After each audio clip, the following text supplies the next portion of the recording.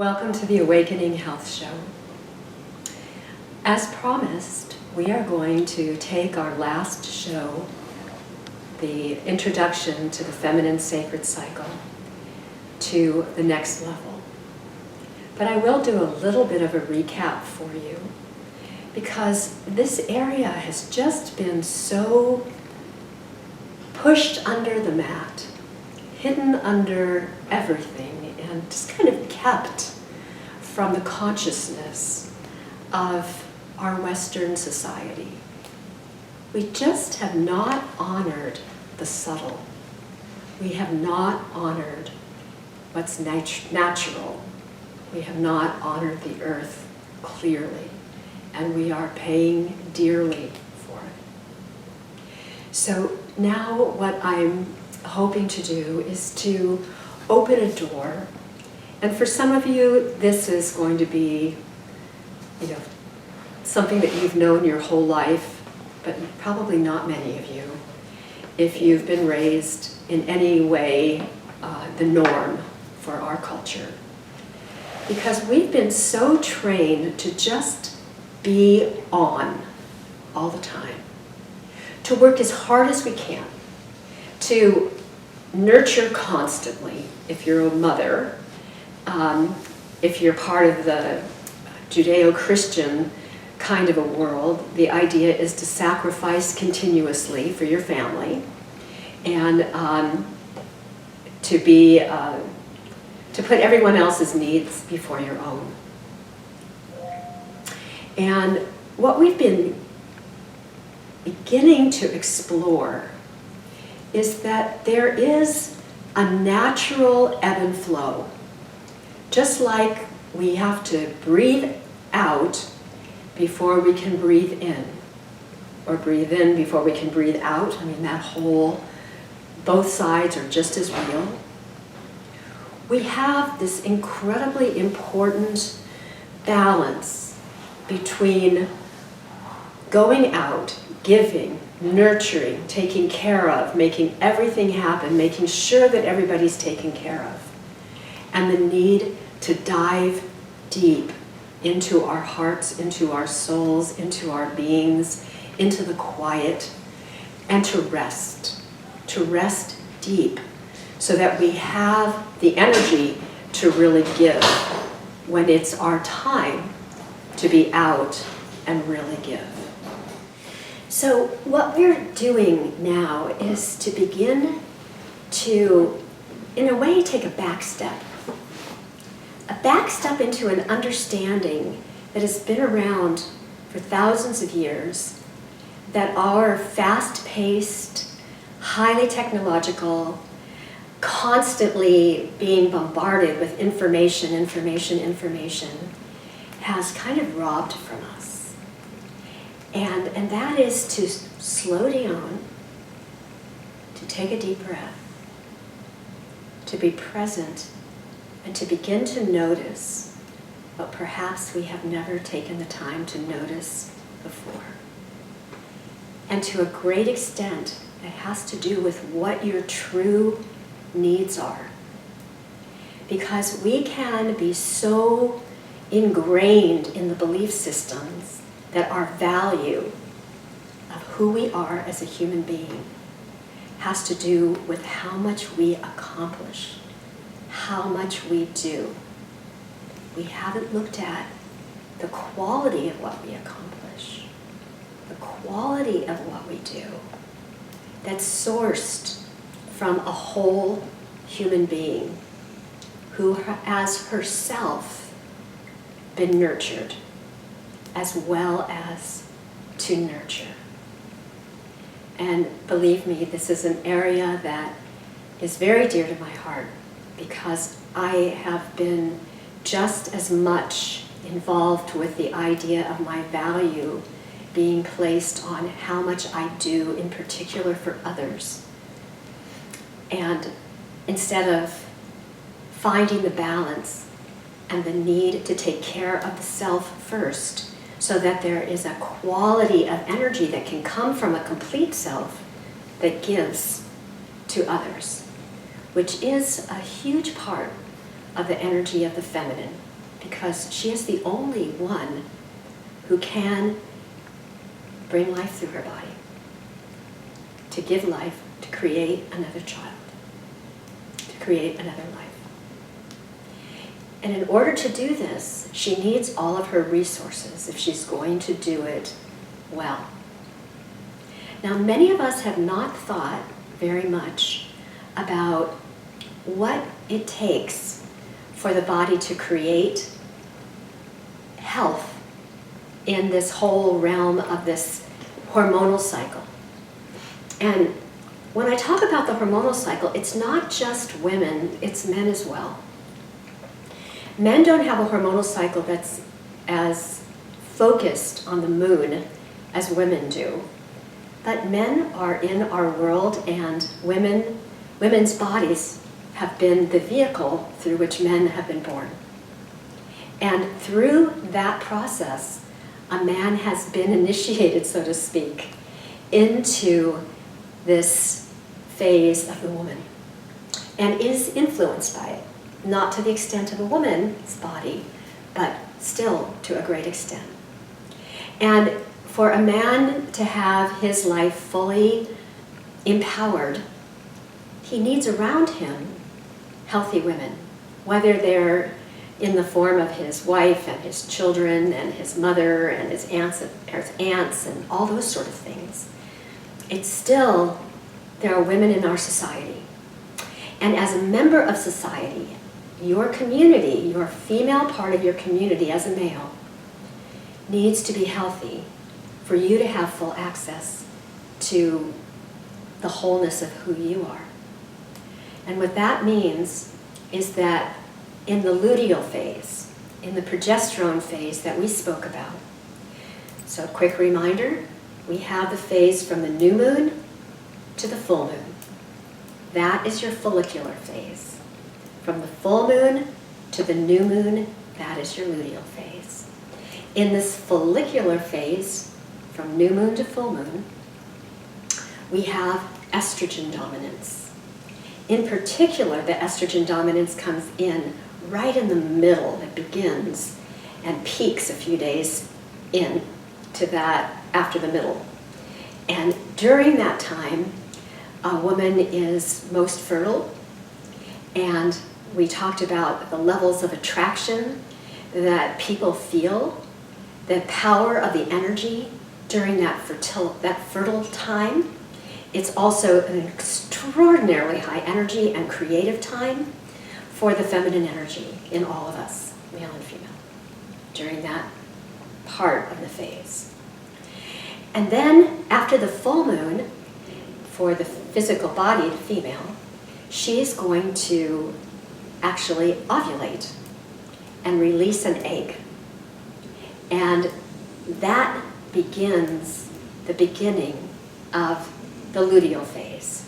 Now there's still going to be a lot of creativity there, but as we start to move down towards the middle between the full moon and the new moon, that middle point, which is going to be like one of the strongest places where we have the most progesterone as women, we start to move into this incredibly deep, deep place of our heart and our soul where we can access profound spiritual states, but we can also go into that place of the shadow really deeply and explore and release trauma.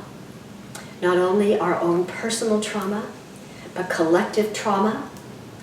One of the amazing things that we've seen in Aboriginal cultures all over the world is that women tend to come together, especially during this phase, and especially during the time when they're bleeding. And women tend to bleed together because their communal energy becomes as one when they are in proximity to one another. And they know that there's things that we can do that help to strengthen the power of this depth of energy that begins to come about, starting very much so at the middle of that phase as we move into the bleed. And during the time of the bleed, we're losing blood. So it makes sense that it would be a smart time for a woman to rest. It's the time when we call upon our other sisters, our friends, and if we have children, to see if they might come along and perhaps take care of our children, or call upon the uncles to spend some time with the children. Call upon the community to, as a whole, support this process of creative childcare, and give the women the time to enter into this deep, creative, fertile, nurturing time of the feminine essence itself, where the whole collective can be healed from the power of this feminine depth and energy. Now, if we do not give the woman this time, which we typically do not do in the United States, but in pretty much in Europe as well, and in most countries that are highly technologically focused, then what happens is that our adrenal glands suffer. And our adrenal glands are there to help us once a woman enters into menopause to produce the hormonal support that we need. But the adrenals become weakened if we don't honor the natural rhythm of life. The adrenals are what I always call the Molly milquetoast part of our body. They want everything to be calm and easy. They want to be able to count on breakfast at the same time, lunch at the same time, dinner at the same time, waking up at the same time, going to bed at the same time. They don't want any big excitements, any big shocks. They don't want anything out of the ordinary. They want everything to be copacetic. They want everything to be in its place. That's what the adrenals want in order to be their healthiest and their strongest. That's not how life is.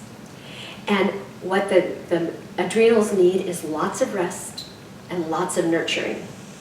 And if we don't provide that for the adrenal glands, they can become overwhelmed. So when the natural time when a woman has need for rest, need for order, need for peace, calmness, and community, in particular, other sisters. If she doesn't have that, then her adrenal glands are going to not be as healthy as they can be. And for many of us, it means our adrenal glands are really going to get whacked. And if that's the case, then our next cycle is not going to be as strong as it could be. And we start building up a whole number of cycles where the adrenals are not taken care of. And we start seeing women who are weakened, who are constantly pushing the envelope, not getting enough sleep, not getting quality sleep, not being supported in the way they need to be supported. And when they go into menopause, that's when we see these crazy menopauses, where women have hot flashes that are overwhelming. Some women end up having hot flashes all their lives. They never sleep properly again. We start seeing sleep problems. Maybe it's not hot flashes, but this imbalance in sleep. We start seeing muscle wasting. And one of the consequences of muscle wasting is muscle wasting in the urinary tract, so incontinence happening for women. We start seeing all these challenges to the brain because the brain is not receiving what it needs. And if we're in a toxic world, and as you know, I've spent, hundreds of hours in YouTubes sharing with you about the toxicity levels, but we have something called receptor sites. And those receptor sites are in almost every single cell in our body. And we're talking about, in this case, receptor sites for hormones. Definitely estrogen, progesterone, and testosterone. But we have receptor sites for our melatonin. We have receptor sites for our thyroid. We have receptor sites for our parathyroid hormones and all the different hormones in our body. Vitamin D is even a hormone. And if our receptor sites are clogged up with toxins, they cannot receive, they cannot be a receptacle to take the hormones into the body.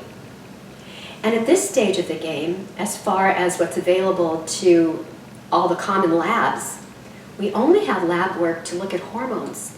We don't have lab work to look at receptor sites. So you can have a lab work showing that you have perfectly balanced hormones and have all kinds of symptoms of hormonal imbalance. And you actually do have hormonal imbalance because your receptor sites are not taking the hormones into the cells to nurture the cells so they can do what they're supposed to do. So we then have the issue of dealing with how do we cleanse our receptor sites. And this becomes incredibly important. And this is not just for women. This is for men as well. Testosterone, by the way, is an extremely important hormone for both men and for women, especially when we're talking about this muscle wasting issue. And so it becomes really important for us to look at what we can do to support the cleansing of the receptor sites as well as having healthy hormones and production of hormones. And up until recently, and I dare say for most people still up to this point, the only focus has been on getting your hormones balanced. And it's a big deal about whether to, give you exogenous hormones and whether they should be bioidentical or synthetic. You all know that my orientation is start first with homeopathic to see if we can get your body to produce its own. And if we can't do that, then we start looking at bringing in the bioidenticals. But first we try to see how far we can go within your own body to support that process.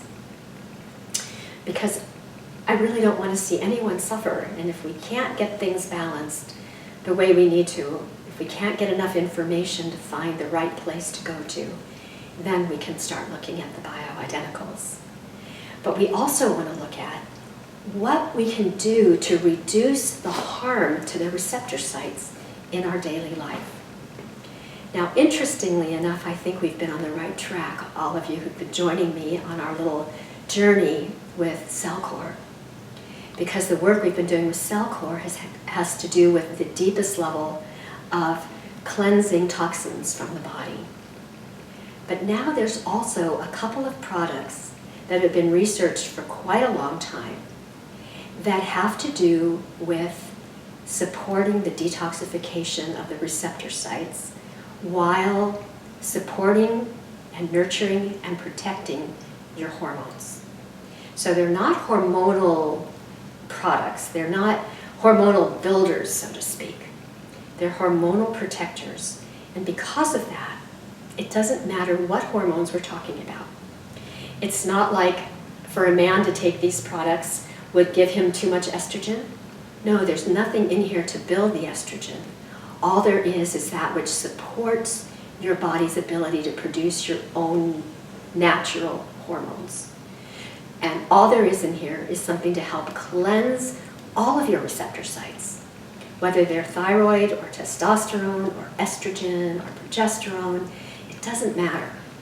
This is about supporting your body's release of toxins off of the receptor sites so that the hormones can actually be grabbed and taken in to your cells.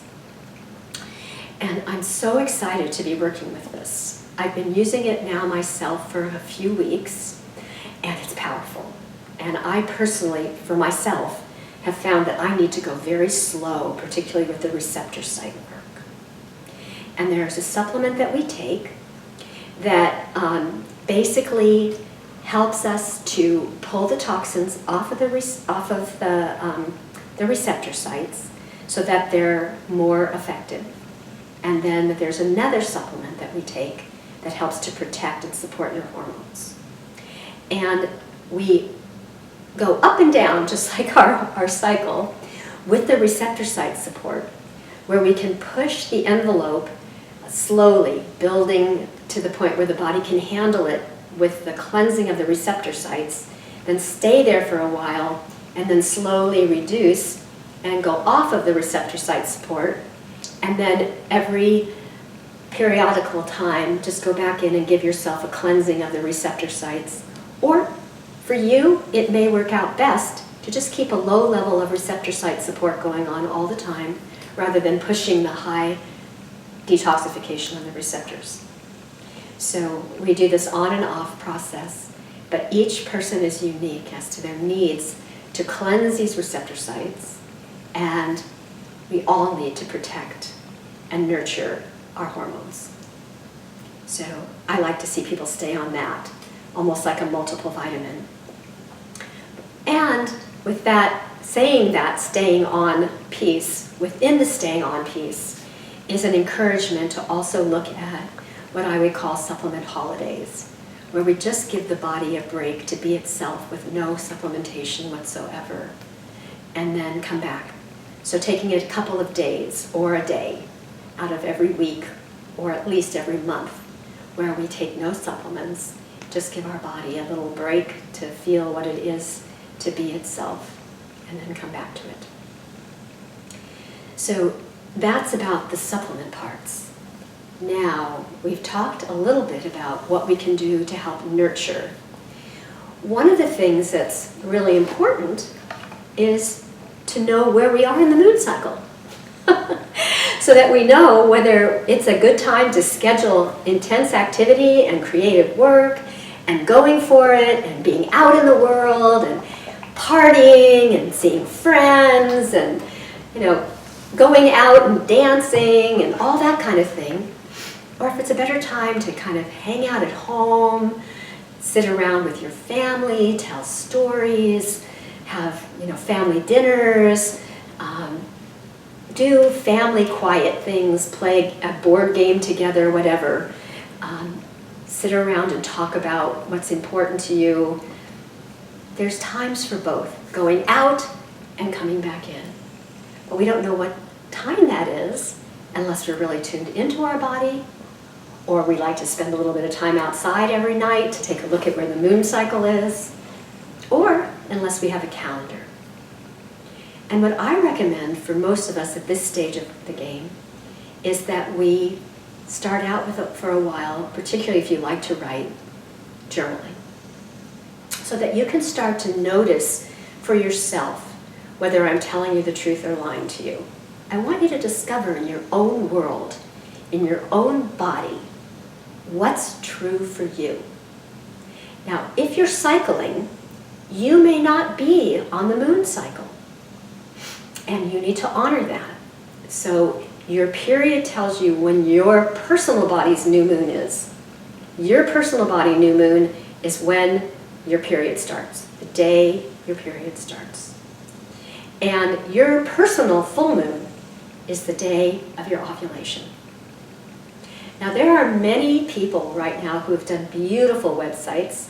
I can send you to my friend Maddie Miles, and she's done so much work with helping you to become very aware of your actual phases and tracking them with mucus viscosity and temperatures and all that sort of thing.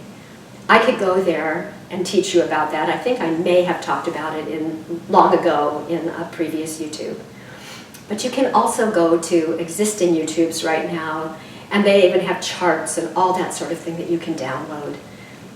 They're much younger and more technologically focused than I am, so they've got all that kind of good support for you, for all of that.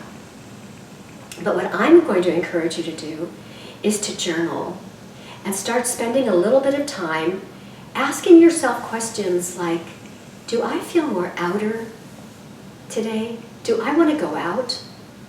Or if I really sit down and take a few deep breaths, do I feel more like this is a day to go in? This is a day to feel. This is a day to read some poetry. This is a day to write some poetry. This is a day to grab my paint box and just let something flow and see what it is. Or is this a day when I want to call friends and go out and see my friends and go out and dance or get out in the garden and start a new project? And see how those line up with your cycle or the moon cycle itself. See what happens for you around your period. If you're one of those women who has really serious PMS or lots of pain with your period, see what happens if you start to become aware of your luteal phase, your phase from your either ovulation and period beginning, or the new moon, the full moon to the new moon, that underneath part where we go deep into our underworld, into our deep, depthful parts. See what happens if you start to honor that. And instead of just going and continuing to push, push, push, push, push, during that time, if you slow down. For many women, we haven't listened, and so the body makes you slow down by making you so sick or giving you so much pain, from menstrual migraines to you name it. And also, I find it really interesting that in those 7 days before the period hits, which we could call the fall time, when, in the fall we tend to do a special type of cleaning. We want to organize everything to get ready for the winter. And there's just a kind of a falling of the trees and releasing of the leaves rather from the trees. There's a natural releasing that happens. And so people may find that during that time, their skin will break out. Toxins will come out. The body wants to release poisons that you may not have taken care of. So if during the rest of the month you weren't mindful about what you ate or toxic places that you may have been, your body is going to want to release those before the period actually hits. And so we'll see our body trying to help us with those things by creating some form of toxicity. We might find that the body's trying to get rid of toxins and it comes out in the form of bloating. We might find that the body is having a hard time releasing toxins, and so it shows up in water weight that we carry, that we don't carry the rest of the month. For women in particular, there's breast swelling that can happen a number of days before the period hits or into the period itself. So these are signs that the body has not been given what it needs in order to prepare itself properly. And if we become aware of the situation, we can start making new choices. Choices that are designed to honor who we are as women.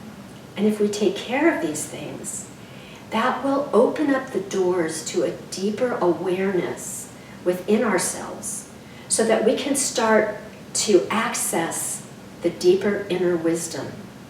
But when we don't slow down enough to honor that we have that deeper, slower wisdom inside of us, we don't go there.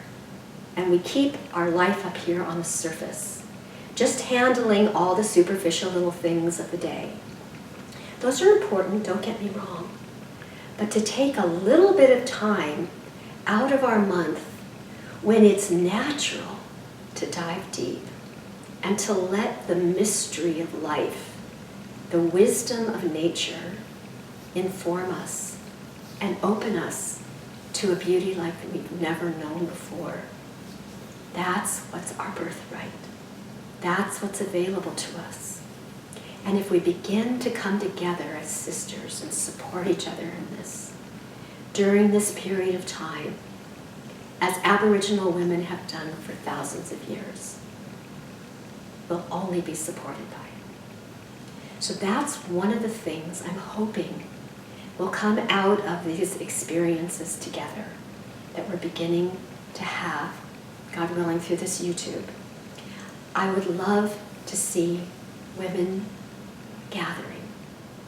I would love to be part of women gathering and allowing the wisdom that's within us to be there for each other. There are so many doors of the ancient wisdom that's being opened to us now that have never been available before.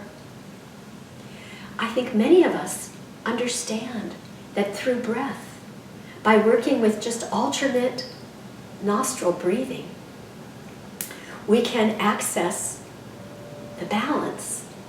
Interestingly enough, we could talk about it from luteal and follicular phase by saying that the follicular part would be the sympathetic dominant side of our autonomic nervous system, and the luteal phase would be the parasympathetic side of our luteal phase.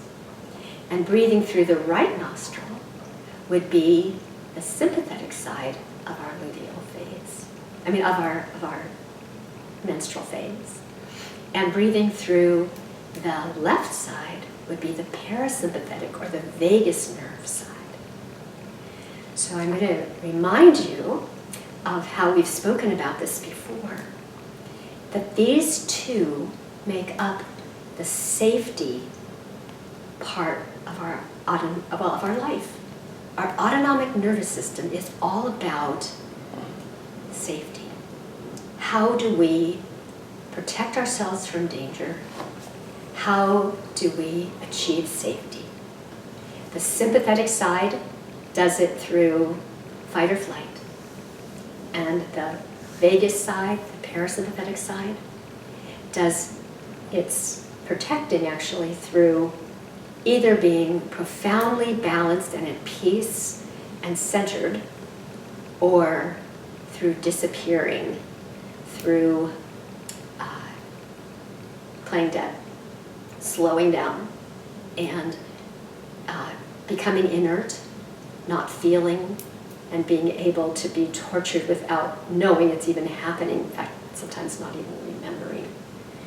So there's that dorsal side of the vagus nerve, which shuts down, slows down, so much so that it looks like you're not breathing, it looks like you're not alive. And you've probably seen this with a cat, where it catches a rat, and the rat looks like it's dead. And the cat can start swatting at the rat to try and wake it up. And at one point, if it's just in this parasympathetic phase of the vagus nerve, called the dorsal side, where it couldn't fight or flight, so what it did is play dead. And in that process, everything is slowed down, and the cat is trying to wake it up to see if it's really dead, or if it's actually in that vagus place.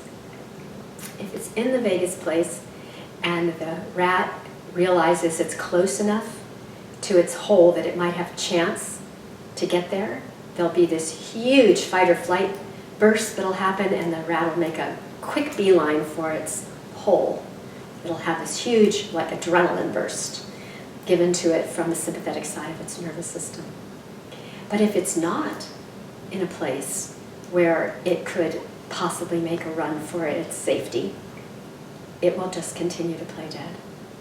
And if it does get eaten, then it won't suffer it. And if the cat just lets it go, it'll eventually wake up and go find home. So it's a protective aspect of the human psyche, but of the whole animal kingdom, of the whole mammalian world, that we have this parasympathetic nervous system, this vagus system, that has one side that protects itself by deeply slowing down and disassociating and not feeling, numbing. Its way of dealing with challenges that are traumatic is to numb down. And the other side is to fight or flight. And we have people whose nervous system is wired to fight or flight. And we have others who are wired to just kind of go deep inside, numb down, slow down. And then we have the other side of the vagus nerve that has to do with this incredible place of peace and balance, where typically through some deep process of inner work and self-awareness, we've come to a place where we can find the center in ourselves, where we can get into a place of great peace, no matter what's going on the outside. And that's what meditation is typically about, is seeking that ventral part of the vagus nerve, where we are in complete balance, at one with a foundation of energy inside of us that is really profoundly deep. It goes beyond physical, mental, and emotional balance. It's like from the emptiness, and it was there as the source of energy and life for us before we were born, and it will be there after the body dies. If the ancients are right, we're talking about that we are actually this energy, this source, not this body, which is well, I call it an earth suit that we get to carry in order to experience this life. But there's something before and after this earth suit.